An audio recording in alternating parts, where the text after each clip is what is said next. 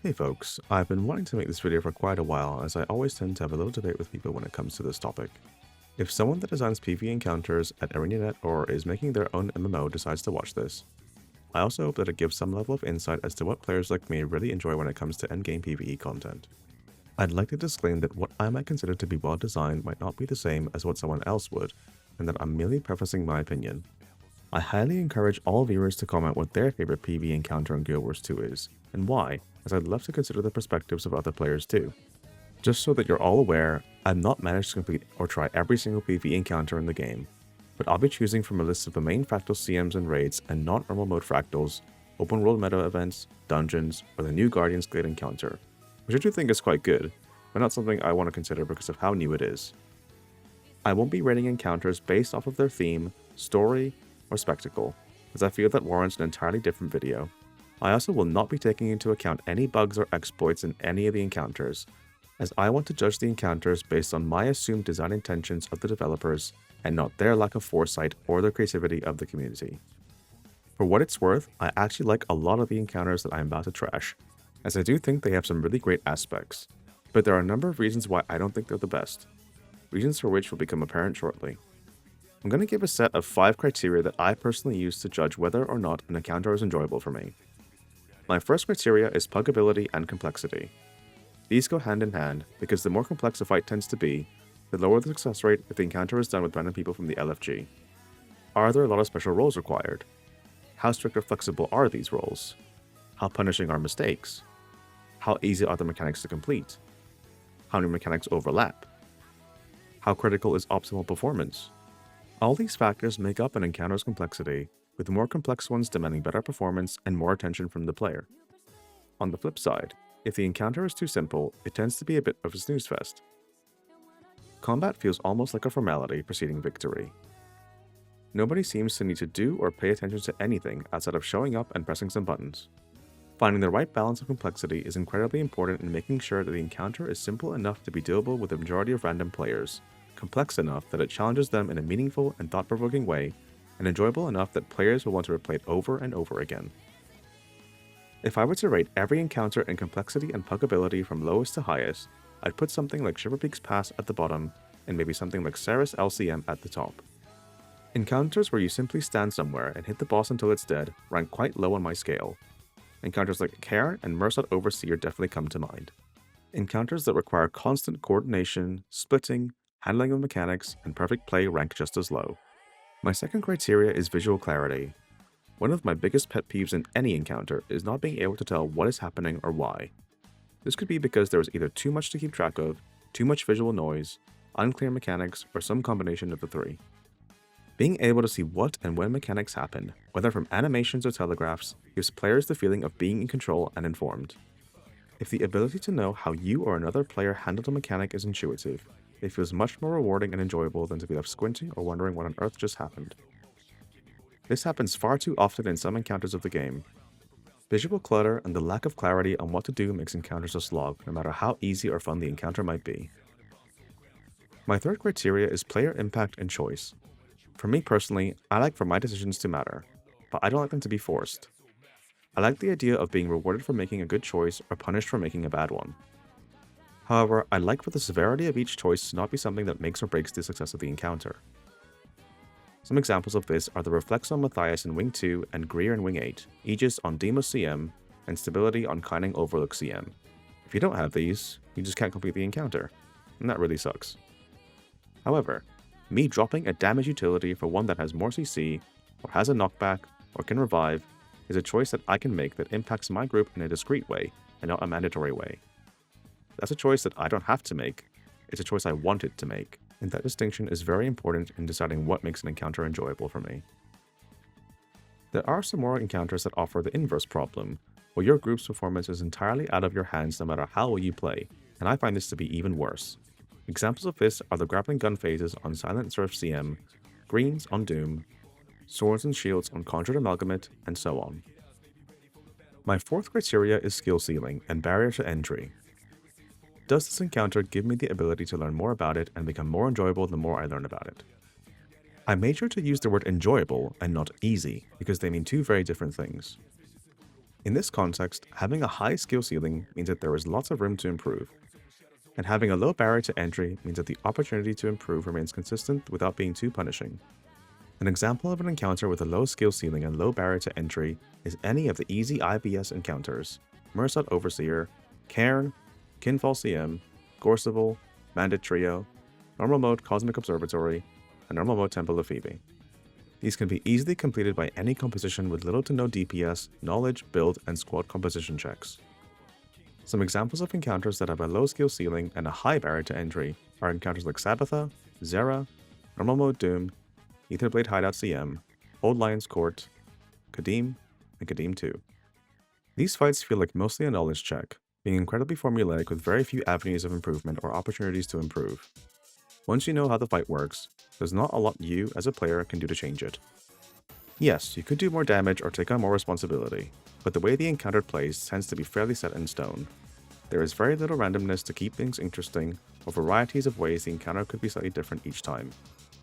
Examples of encounters with a high skill ceiling and a high barrier to entry are encounters like Doom CM, Cunning Overlook CM, Temple of Phoebe LCM, Harvest Temple CM, and Lonely Tower CM. These encounters all require some level of DPS, knowledge, build, and squad composition checks. Again, I'd like to reiterate that I don't think all of these are badly designed encounters, just ones I personally wouldn't consider to be Guild Wars 2 PvE endgame at its best. My fifth and final criteria is system abuse. How much of Guild Wars 2 systems can the encounter and the player take advantage of? When it comes to the encounter, does the encounter make use of its environment to challenge you in a unique and enjoyable way? Does the encounter make use of verticality? Does it make clever and creative use of Guild Wars 2's combat systems? This criteria is important because it shows any player, new or old, the best Guild Wars 2 PvE can be when at its peak. It pushes the engine and its players to the limits, and makes Guild Wars 2 the fun experience that it is. Some examples of this are Bandit Trio in Wing 2, Escort and Twisted Castle in Wing 3, Cardinal Sabir in Wing 7, and Silent Surf Normal Mode. So, having said all this, what do I think is the best PvE encounter in Guild Wars 2? I did think long and hard about all this, as the decision really wasn't easy, so I do want to give some honorable mentions. All of these fights that I'm about to name rank very highly on the aforementioned criteria, and I personally really enjoy clearing them. Keep Construct is actually a really underrated encounter for how well it's designed. There are a number of moving parts in the fight that can drastically alter how well it goes, and this includes things like statue placement and orb pushing.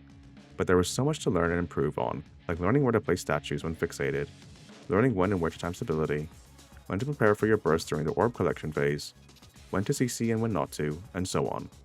The fight does become a little formulaic after you've done it a lot, but I do think the encounter itself is very well designed for the average Guild Wars 2 player, and I really enjoy fighting KC whenever I get to it.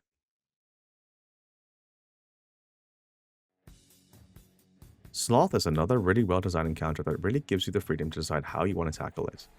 It has plenty of opportunities for skill expression, with fights not always feeling the same. Mistakes are not too punishing, and it really feels like your choices matter here, when choosing what mushroom to eat, where to bring the bosses to fixate, and what utilities you could bring to either help yourself or your squad.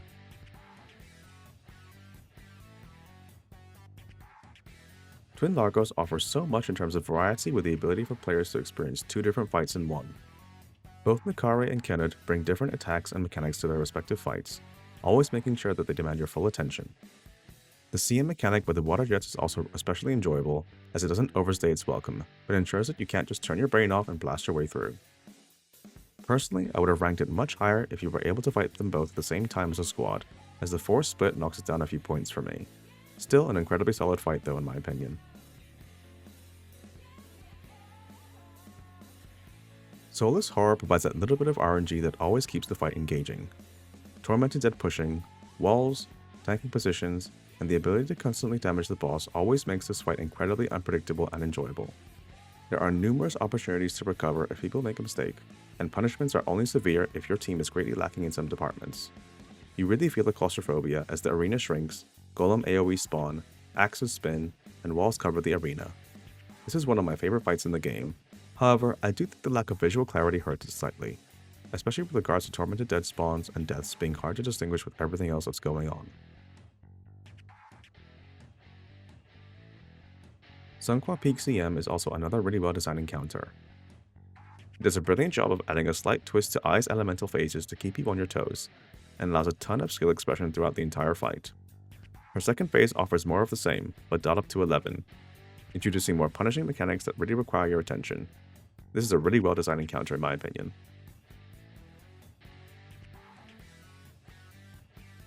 Nightmare CM is one of my favorite fractals. And Solace is my personal favorite encounter in this fractal, with Mama and Sayax being outliers. Mama suffers greatly from poor visual clarity, and Sayax suffers from being a little bit too easy and more of a chore. The last boss, however, is definitely up there with being one of the coolest fights in the game. His attacks are well telegraphed and dangerous, but easy enough to mitigate. The bullet hell phase is one of the most unique mechanics in the game, offering some slight variety in each clear. It has plenty of carry opportunities for all players, and is incredibly satisfying to complete each time. Alright, I've made you wait long enough. Here's my favorite encounter in the game.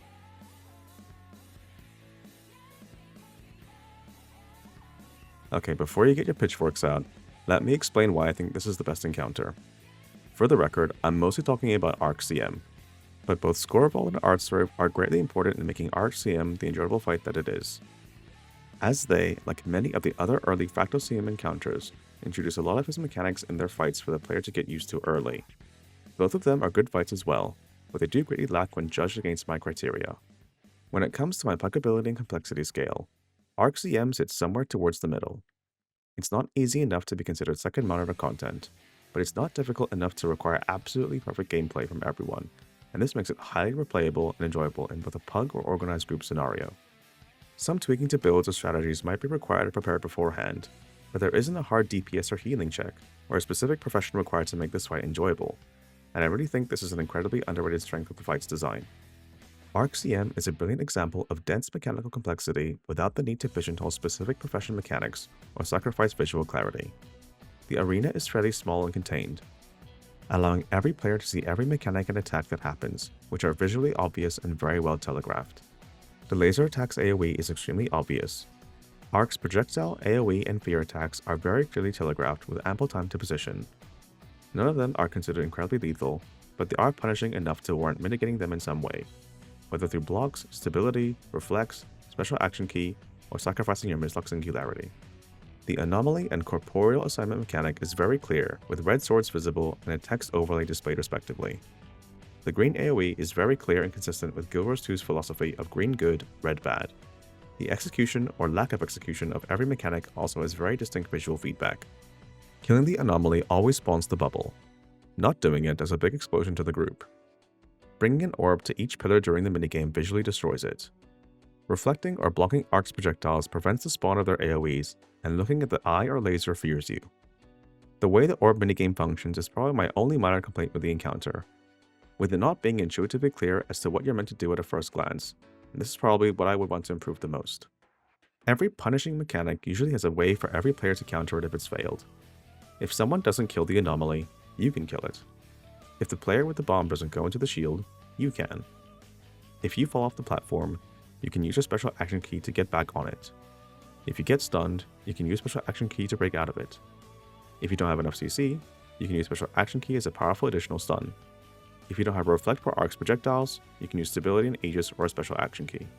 Finally, every time you do the orb minigame, you are free to do whatever you like, as long as an orb gets to a corner within a time limit.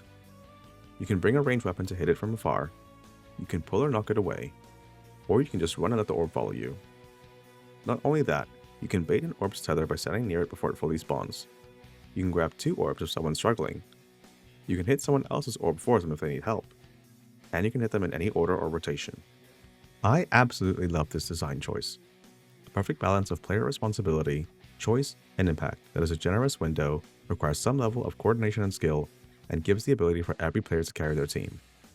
The amount of player agency and impact you can have in this fight, regardless of your role, is one of the main reasons that this encounter is incredibly fun to clear, both in an organized group or a pug.